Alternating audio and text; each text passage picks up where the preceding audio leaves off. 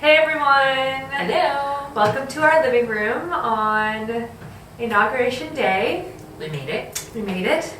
We're definitely breathing a sigh of release, feeling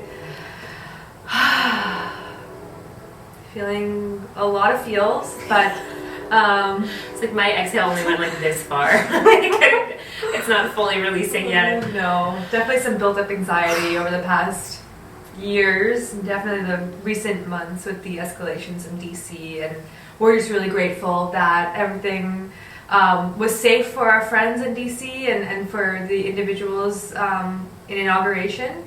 It went by relatively unscathed. Yeah. Knock on wood. So far, so good. Yeah. So progress is definitely being made, and we're taking time to celebrate that, and the big and little wins that we have in the collective, but also continuing to brainstorm how we as a collective can continue to make impact, because there's no end to the progress that needs to be made, and there's no stopping now.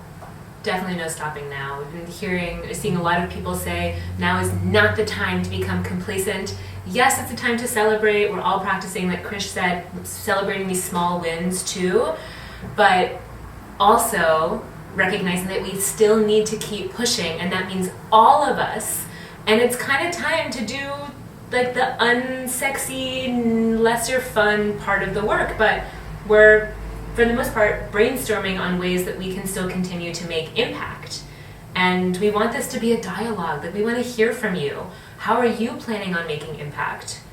We need ideas too, you know, like we know that we can write letters to our congressmen, call our congressmen, and, you know, hold our elected officials accountable in that way, but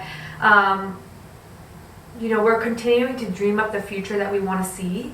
And, you know, a part of that is definitely involving ourselves in our communities in whatever way we can, and getting grassroots with it, and making local change to make that broader, you know, collective impact. But, you know, we're always searching for ways that we can do that. So if you have any ideas, we'd love to hear it. I love what you mentioned about brainstorming for the future that we want, because I think that's so important. Oftentimes, at least I find myself in much more of like a survival mentality, and less having the space to creatively dream up, like, what is the ideal future? What does that look like in an interconnected way? Like, how do people interact with each other?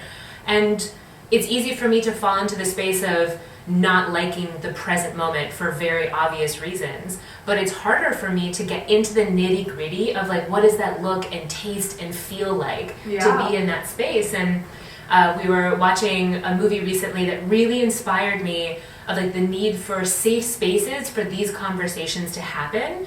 And just bringing it back around to our future space, like I feel so confidently that that will be like a breeding ground, that's not a good word, but a breeding ground for these sorts of ideas, for people to be able to have that space and that safety and that sense of comfort and community. Inspiration to be able to dream that. Yeah, absolutely. I think we need to dream the future. You know, I think it's something that we're not going back to the past. There's no past to go back to. No.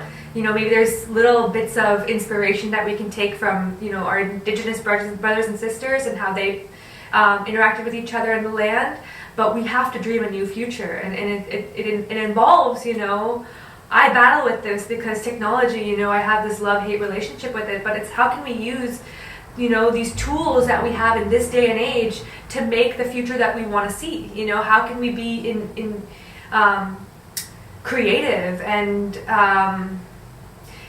use what we have now and create that future where everyone has access, everyone has opportunity, and that egalitarian environment that we so wish we could create, you know, and see that. So a lot of visioning, that's a part of it.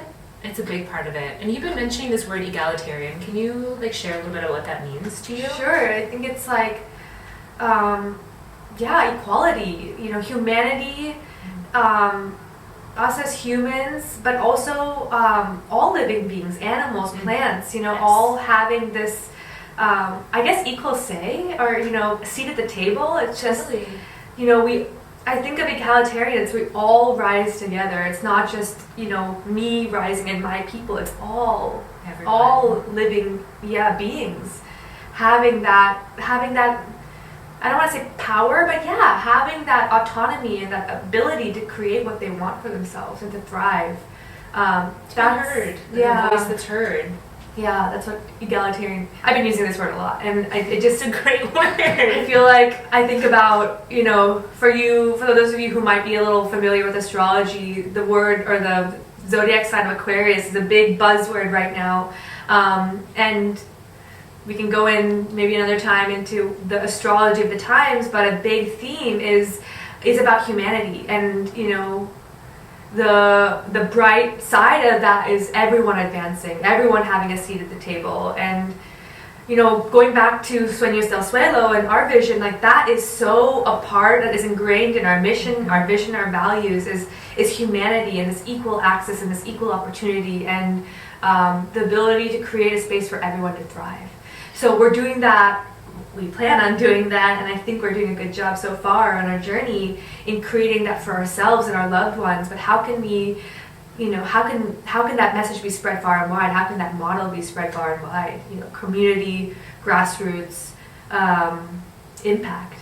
Yeah, and it's really so coming back to what we were saying. Like, what are the ways that we're thinking that we can do it, and we want to sort of inspire you all to do the same. And it's local community, grassroots impact, connecting with people in your local space to see what challenges are present in your local community. And being able to actually put small, actionable, continuous effort towards that. Something else, as we talk about getting involved, is it's really important to mention the diversity involved in grassroots movements or involved in activism in general, right? Like, not everybody is going to be on the front lines. Everybody has skills and talents that make them unique. And one of the only ways that we can progress as a society, as a culture, as a world, is to encourage these unique abilities. During the Georgia Senate runoffs, I kept thinking to myself, like, I need to get involved in phone banking, I need to do this, and I just was not in a space where I could phone bank and also show up for myself or my community. Sometimes those activities drain me, and that's my own personal experience. But I am great at like operations and admin behind the scenes things, and so looking into different ways that I can use those skills and donate my time and other resources towards that is something that I'm looking into doing. But we wanted to mention this because that diversity is really key. That's a really good point, and we all have something that we can offer. It might look very different from phone banking or operations and admin. That's not my juice right there, but highlighting that, there's many ways we can help and really what feels best to you, because it's your expression of the impact you're making. So thank you for saying that. I think that's important to highlight. Which still requires taking care of ourselves, right? We can only give from a full cup. So we shared on our Instagram this week some ways that you can continue to nourish your nervous systems, which we encourage you to check out. We also will link in the show notes, the description, our last video, which is about, or 2 videos ago, which is about our routines. And those are really fundamental for us in ways of filling up our cup and nourishing ourselves so that we have the energy and the capacity to extend outwards and to try to make change. Absolutely. And to envision change. Thank you for bringing that into it, because that's super important that we all take care of ourselves so we can show up. And it's a lot, and it can be exhausting, all that needs to happen in the world. And by ensuring that we have that spaciousness within ourselves, by taking care of our nervous systems, we'll have that zhuzh to give. And if you guys are curious, other ways that we're taking care of ourselves, follow us on Instagram. We tend to post a lot of content on things that we're doing to take care of ourselves and our community. And feel free to leave a comment, ask questions. We love to dialogue with y'all about what we're doing and hear your ideas, and we all learn from each other. So we're building community right here with you. And I just want to highlight Amanda Gorman, the inaugural poet, and her spoken word. For those of you who saw the inauguration, if you didn't, please find a clip of her and her spoken word. It was just so beautiful. It, I think, was entitled "The Hill We Climb," and one of the lines that really stood out to us is, "It is the past we step into and how we repair it. Ugh. Yes. You know, there is so much that we need to heal and repair, and it takes everyone. You know, it doesn't take those elected officials. They're just one scratch on the surface. It takes all of us, and we have power in numbers. We have power, even though sometimes we might not feel that way, and realizing that and coming together in community and making that change that we want to see. In speaking of support, one of the ways you can support us, plus Mona is right here, or right here.